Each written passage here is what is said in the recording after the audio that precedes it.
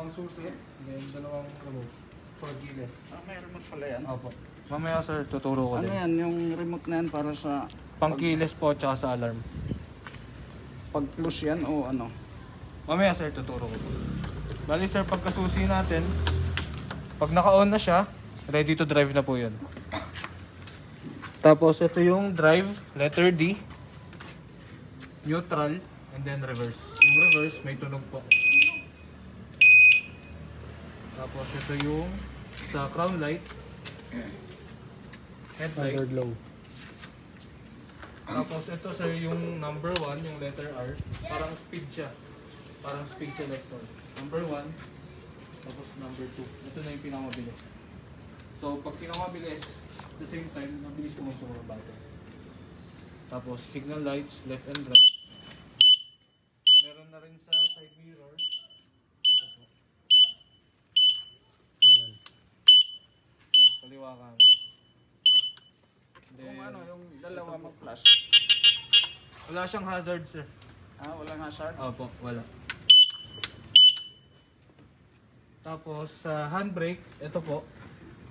Ang use lang nito pag mag-slow down lang or minor kung tawagin. Pero kung malakas ang kapit po, sa foot brake tayo. Tapos meron siyang pang park na handbrake. Ito. Pag i-release, angat lang po ng konti. Then pindot para ibaba. Pag i-park na po, handbrake. Tapos may sariling switch yung fan. Swiper. Tapos meron din po siyang Bluetooth speaker. The Bluetooth device is ready to pair. Pwede pa lang ano sa kanya. Opo, pwede kayo FM mag-connect. tuner. Meron din siyang radyo man. Bali, pag i-on nyo siya, long press. Ayan, yung power. FM tuner. Tapos, pag papatayin, one click lang. Tapos, ito yung mode niya, madam. Sa Bluetooth or yung sa radyo po. Pag nakakonect tayo sa Bluetooth, madam, sa cellphone na lang tayo mag-adjust ng volume. Tapos, ito yung indicator or panel po. Ito yung pinaka-importante sir, madam. Sa battery indicator po, 1, 2, 3, 4, 4 bars. Puno po lagi yan kapag nakahinto or hindi ginagamit. Ang accurate na laman po niya once na pinaandar. Halimbawa po ngayon, ginamit natin tapos naging 3 bars. Yun po yung accurate na laman niya. Okay po. Tapos ito yung speed and then meron siyang voltmeter tsaka odometer.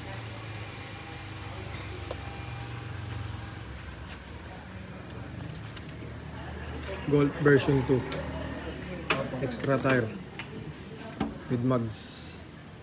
Trapal. Wiper po.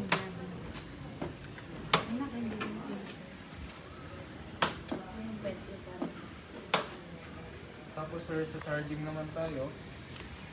Before, halimbawa naman po, ginamit natin ang e-bike. Tapos gusto nyo agad i-charge, hindi po pwede yan. So kailangan magpahinga ng 30 minutes or 1 hour bago siya i-charge. Ito naman po yung charger natin. So, every gamit pwede i-charge din, pero after 1 hour. Opo. Pero ngayon madam, kailangan ma-drain muna siya at least 1 bar. 1 bar. Yun yung first time charging po. Parang sa cellphone lang. Opo. First time. First time Hindi charging. siya i-drain, hanggang 1 lang. 1 bar Pag madam. drain kasi Opo. wala na yun. Opo. Tsaka mas delikado rin po pag laging nade-drain. Opo. Nasisira yung battery. Yes po.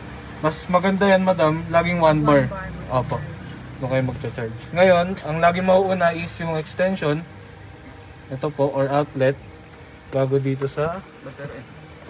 e-bike.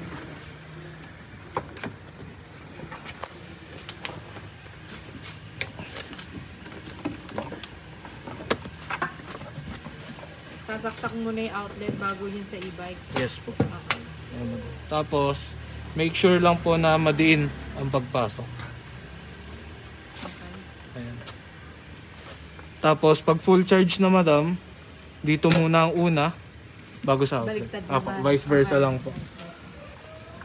Tapos sa indicator po ng charger, gagapang po yan from 20, 40, 60, 80, 100. Pag 100 full charge. Apo, pag 100 and then hindi na siya nagbi-blink, ibig sabihin po full charge na.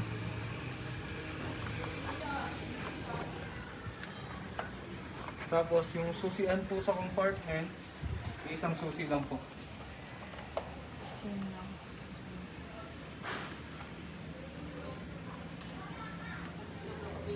Dito ba nabubuksan yun? Yes po, madam. Tubeless. Bali yung driver's seat po or driver's compartment sa battery po yun. Ah, battery naman. Apo. Ito, paano to? Saan to? Ayan. Sa busina po. Ay, hindi magbusina pag hindi nakasusi. Yes po. Pag naka-off. Compartment. Yan. Pag ilalak, pabagsak lang. Nakalak na po yun. Tapos para dito naman po.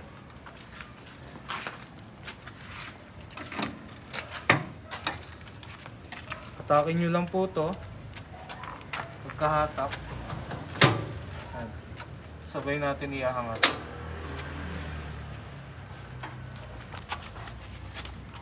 Compartment niya.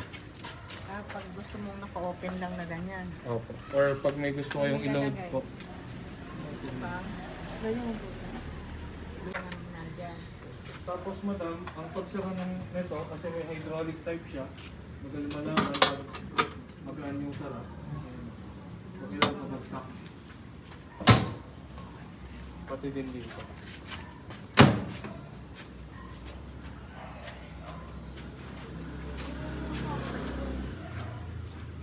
Remote naman po. Ito sir. Sa remote, yung gitna or lightning button, dalawang click. Naka-on na siya. Ready to drive na po. Ano pindutin para mag... Ito po yung nasa gitna. 2 clicks lang po. Pero dahan-dahan lang. And then para i-off yung unlock button, ayan nasa taas. 1 click. Naka-off na siya. And then yung alarm po niya para mag-activate, anti-theft alarm, itong lock button. 1 click lang din po. For example, ginalaw yung e-bike nang nakapark kayo, mag-a-alarm. Habang nag-a-alarm yan, madam, yun yung first alarm. Second, hindi na siya matutulak.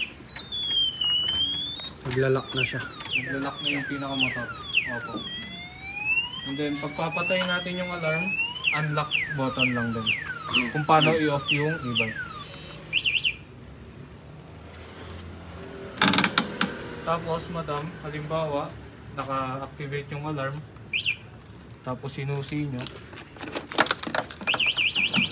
Hindi siya andar. So, make sure na papatayin muna yung alarm bago siya gamitin. Ang palatandaan lang naman, madam, ng on-off or activate ng alarm is yung alarm, yun lang yung sound, isa. And then yung off, dalawa. Yun lang po.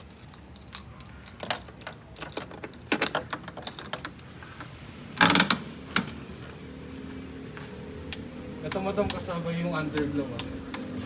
Pati yung sa ibabaw. Tapos headlight. Yung pinaka-main, nasa baba. Headlight.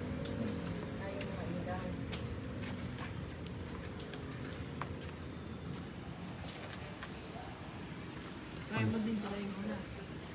Eh, madam, try nyo po. So, i-try mo na kasi para Test drive. test drive.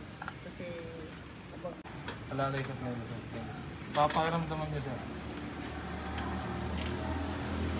Tandaan lang.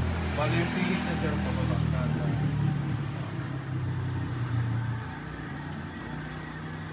Ito, Opo, preno din yan sir. Pero ang malakas ang carpet yung nasa paa po. Yung foot brake. Tapos sir, pag ganito kataas yung gutter, straight lang yun sir. Para umangat po. Pag patagilid ko kasi.